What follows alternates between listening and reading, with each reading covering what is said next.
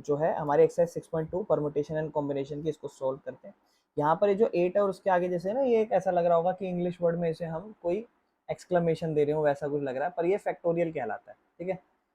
ना। इसे हम फैक्टोरियल कहते हैं और इसका मतलब क्या होता है वो समझेंगे कि इस एक्सरसाइज में ये अपने को काम आएगा। तो जैसे सबसे पहले अपने को दे रखा है, कहता है इवेल्युएट 8 फैक्टोरियल, है ना।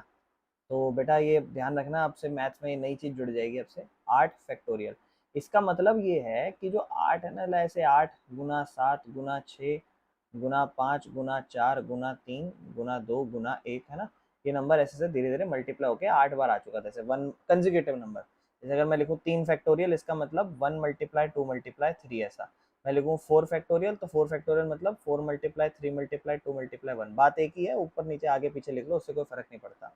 तो ये आपको सॉल्व करना था, जैसे 8 फैक्टोरियल है इस तरीके से। तो भाई ये क्या ना, अपना करो, 2 एकम 2, 2 तिया 6, 6 चौक 24, 24 पंजे 120, 120 इंटू 6, 120 720, 720, और फिर गुणा कर लो, 7 8 56 होता है, इसको गुणा कर लो, 6 जीरो 6 दूनी 12, 6 सत्ते 42 और 1 43,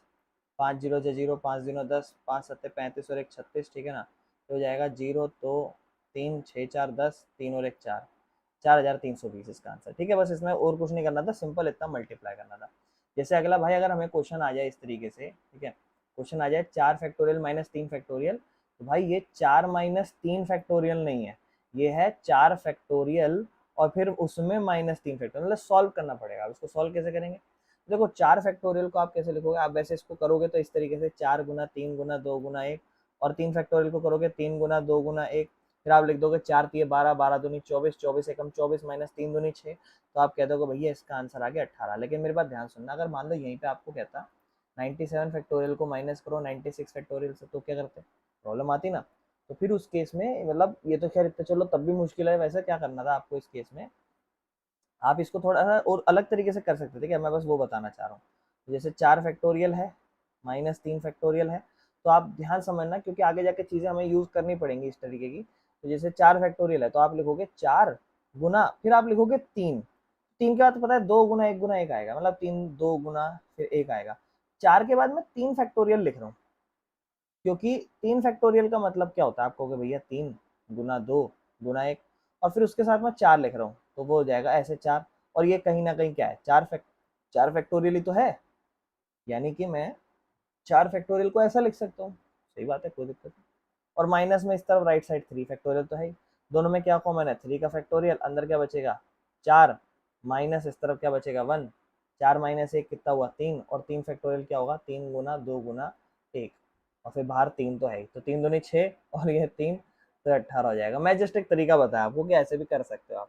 ठीक है। आंसर तो देखो वही बेटर है, छोटा नंबर था उससे करो, बट एक तरीका बता दिया, ठीक है। ऐसे तरीका क्या, मतलब इस तरीके से ऐसे से कॉमन लेके भी कर सकते हो। जहां मुझे में ये मेन मोटिव था समझाने का कि 4 फैक्टोरियल माइनस 3 फैक्टोरियल, तो आप 4 को गुना 3 फैक्टोरियल भी लिख सकते हो, क्योंकि वो आगे जाके वही नंबर बन जाए। जैसे यहाँ बोला कि सेकंड क्वेश्चन में कि क्या 3 फैक्टोरियल जमा 4 फैक्टोरियल 7 फैक्टोरियल के बराबर होता है, मतलब 3 फैक्टोरियल जमा 4 फैक्टोरियल क्या 7 फैक्टोरियल के बराबर होता है, मतलब ये कह रहा है कि 3 और 4 7 फैक्टोरियल के 7 फैक्टोरियल के बराबर होता है। नहीं, ऐसा नहीं होता, चेक करना पड़ेगा भाई। 3 फैक्टोरियल क्या लिखोगे, आप लिखोगे 3 गुना 2 गुना 1, फिर आप इधर क्या लिखोगे 4 गुना 3 गुना 2 गुना 1, है ना। और 7 फैक्टोरियल आपको पता है 7 गुना 6 गुना, तो बेटा ध्यान से सुनो मेरी बात, इसको ऐसे नहीं चेक करेंगे, इसको क्या करेंगे, बहुत ध्यान सुनना। ये तो 3 फैक्टोरियल है ही, प्लस इस तरफ क्या है 4 और फैक्टोरियल है, तो 4 को वैसे लिखो जैसे पिछली बार लिखा था, 4 गुना 3 फैक्टोरियल, है ना। और इधर 7 फैक्टोरियल है, तो इसको लिखो 7 गुना 6 गुना 5 और गुना 4 और गुना में 3 फैक्टोरियल लिखो ऐसे, ठीक है, ऐसे लिखो ऐसे, इतना लिखा। इसके बाद हर जगह देखो 3 फैक्टोरियल है, यहाँ दोनों में 3 फैक्टोरियल कॉमन है, 3 फैक्टोरियल जब आप कॉमन लोगे तो इसकी जगह क्या बच जाएगा भाई 1, जमा इसकी जगह ये जब कॉमन आ जाएगा यहाँ क्या बचेगा 4, और राइट साइड पे तो अपना 3 फैक्टोरियल चल ही रहा है, और गुना में क्या है 7 गुना 6 गुना 5 गुना 4। भाई अब ये क्या हुआ 3 फैक्टोरियल, आपको पता है इधर भी 3 फैक्टोरियल था, इधर भी 3 फैक्टोरियल, ये कट गया। हम चेक कर रहे हैं कि क्या left hand side right hand side के बराबर आएगी, ये लेफ्ट और राइट बराबर आएगी क्या,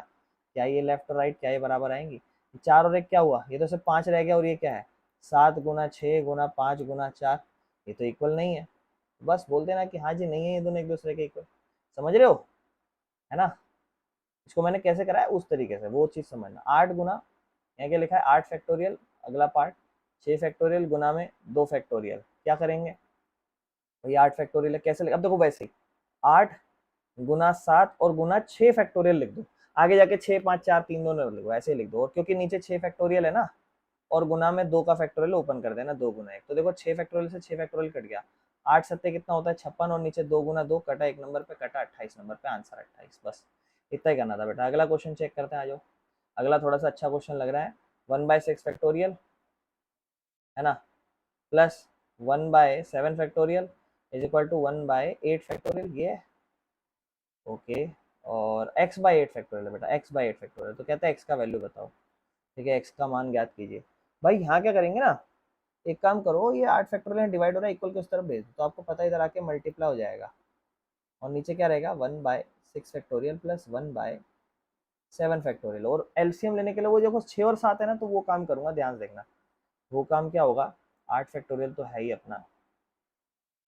आप चाहो तो ब्रैकेट ओपन कर दो और आप चाहो तो एलसीएम ले लो। ब्रैकेट ओपन करें क्या, ब्रैकेट ओपन कर लेते हैं,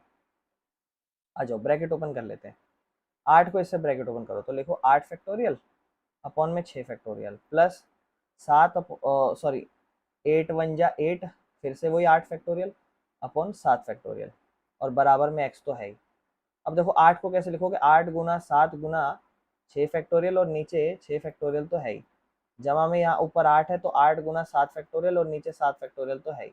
बराबर में x, तो ये 6 से 6 कट जाएगा, 8 सत्ते हो जाएगा 56, ये कट जाएगा, ये बचेगा 8, तो देखो ये तो बहुत जल्दी हो गया है ना, x की वैल्यू क्या आ गई, x की वैल्यू 64 आ गई। चलें आगे मेरे भाइयों, नेक्स्ट कहता है अब आपको सॉल्व करना है ऐसा n फैक्टोरियल अपॉन में n माइनस आर फैक्टोरियल, आगे जाके ये चीज़ बहुत इंपॉर्टेंट है, कुछ काम वाम आएगी, ध्यान रखना, ठीक है। n माइनस आर फैक्टोरियल, यानी कि n में से पहले r घटाओ और फिर फैक्टोरियल निकालो, समझ रहे हैं। चलिए n का वैल्यू 6 आई है